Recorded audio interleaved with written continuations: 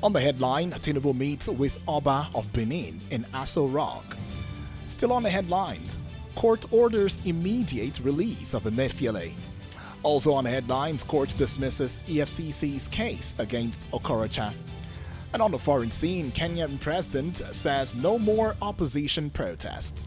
And in the world of sports, Man City's Benjamin Mendy acquitted of sex offences.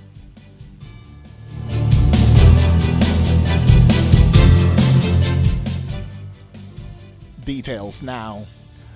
President Bola Tinubu has received in audience His Royal Majesty Omonoba Nedo Uku Apolopolo Eware II, Oba of Benin, in the State House.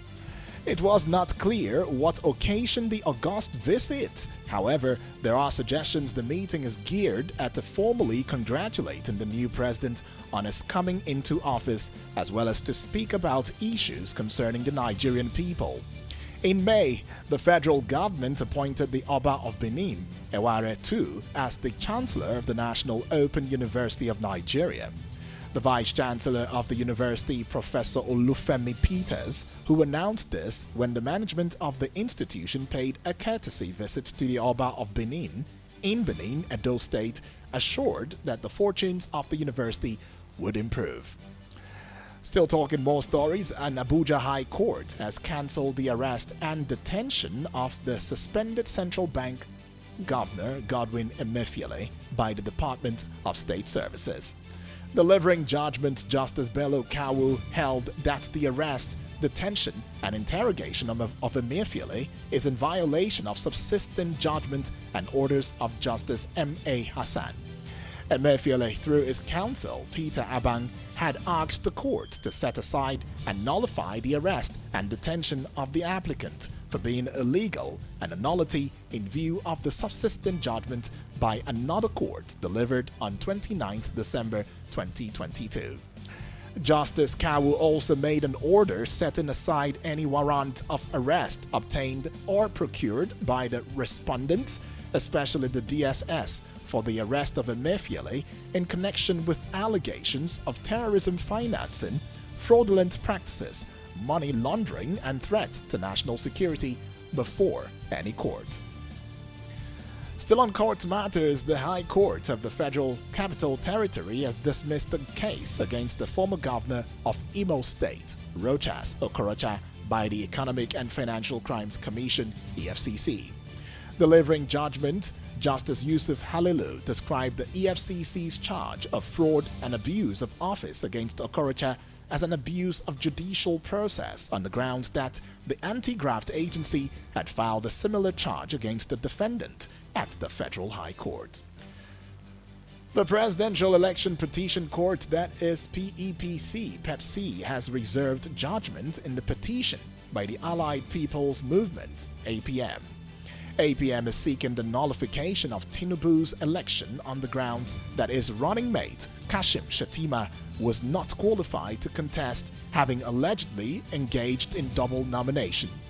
After parties adopted their final written addresses, the chairman of the panel, Justice Haruna Samani, announced that judgment was reserved until a date to be communicated to parties. Justice Samani added that the court plans to deliver judgment in the petition by the APM the same day with those of the People's Democratic and Labour Party. Respondents in the petition are the Independent National Electoral Commission, INEC, the APC, Tinubu, Shettima, and Kabir Masari, who acted as APC's placeholder before Shettima's nomination. And now let's have you know that Organized Labor has described the plans by the federal government to transfer 8,000 naira to 12 million poor households in the country for 6 months as economic waste. In separate requests to the two chambers of the National Assembly, President Bola Tinubu had sought the approval from the Senate and House of Representatives for $800 million loan and 500 billion naira palliative for the removal of petrol subsidy. Recall that in May, former President Muhammadu Buhari had asked the Senate to approve the loan request despite public outcry it generated. Tinubu's letter, which was tagged request for approval of additional financing of the National Social Safety Net program set up by the National Assembly stated that the purpose of the facility is to expand coverage of shock-responsive safety net support for all and vulnerable Nigerians and the cost of meeting basic needs.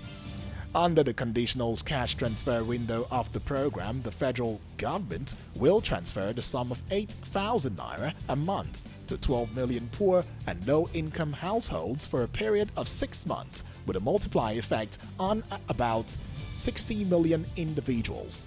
President Tinubu further explained that to guarantee credibility of the process, digital transfers will be made directly to beneficiaries' accounts and mobile wallets. And now let's take you to Edo State, having you know that in Edo State, Governor Godwin Obaseki of Edo has directed that all revenue collection functions of the government will now come under the direct supervision of his office. In a statement by the Special Advisor on Media Projects, Crusoe Osage, the governor said a review of the state's revenue till date showed that the state government's earnings fell under the 30 billion targets. According to Osage, at the end of the month of June 2023, the governor's office reviewed the year-to-date revenue status of the government, showing that earnings fell under the 30 billion naira target. On account of that, the government and the governor has queried all permanent secretaries and heads of revenue-generating agencies, including the local government chiefs, who have not met their mid-year targets.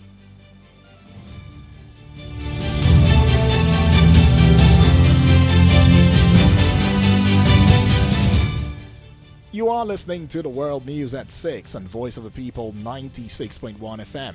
After the break, foreign stories. Radio is a great way to connect with the community. This is the #1 station.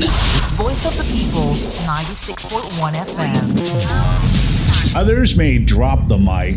I talk into it. If you're in need of a voice, well, I've got one. Voice of the People, 96.1 FM. You're still listening to Voice of the People 96.1 FM, World News at 6. Welcome back and thank you for staying with us. And now let's talk stories from the foreign scene. And on the foreign scene, in a warning to the opposition, Kenya's President William Ruto has said protest will no longer take place in the nation. He was speaking to supporters in Naivasha, central Kenya, 2 days after at least 10 people died during clashes between protesters and security forces. Opposition leader Raila Odinga has launched a series of demonstrations against tax rises, including the doubling of the tax on fuel that were signed into law last month. Elections ended in 9 August last year. Odinga had earlier said that next week will see 3 more days of protest beginning. According to the Constitution, people organizing protests must inform the authorities of their intentions, but the president does not have the power to ban demonstrations.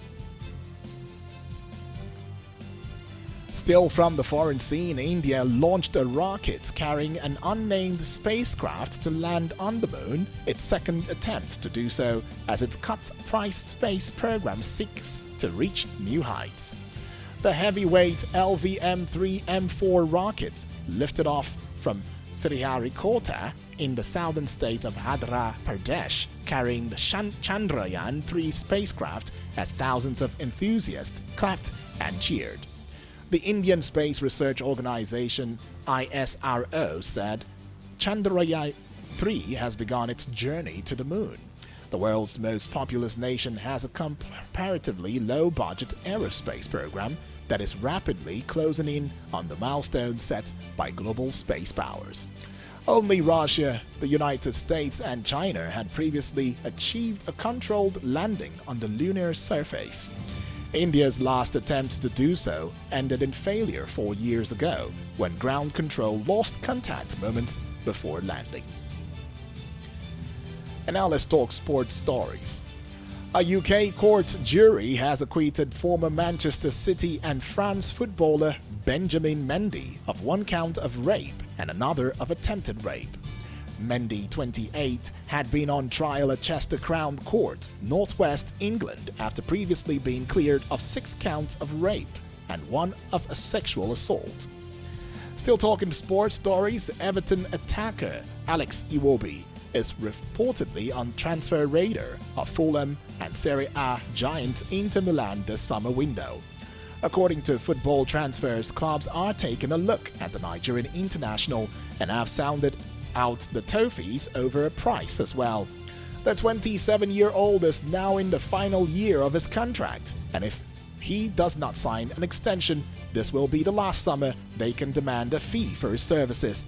Iwobi has showcased his ability to play in different positions and deliver consistently for the Toffees over the course of last season.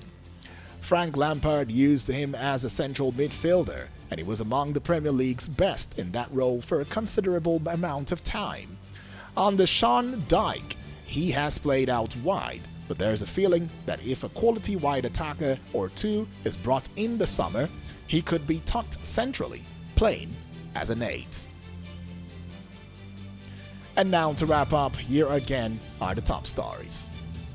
We told you Tinubu meets with Oba of Benin in Aso Rock. We also told you court orders immediate release of Emefiele. Earlier on the headlines, court dismisses EFCC's case against Okorocha. And on the foreign scene, we told you Kenyan president says no more opposition protests. And in the world of sports, Man City's Benjamin Mendy acquitted of sex offenses. And that is a wrap on the world news at 6. The news was edited and compiled by Alice Ennis and produced by Uduak Daniel. Good evening.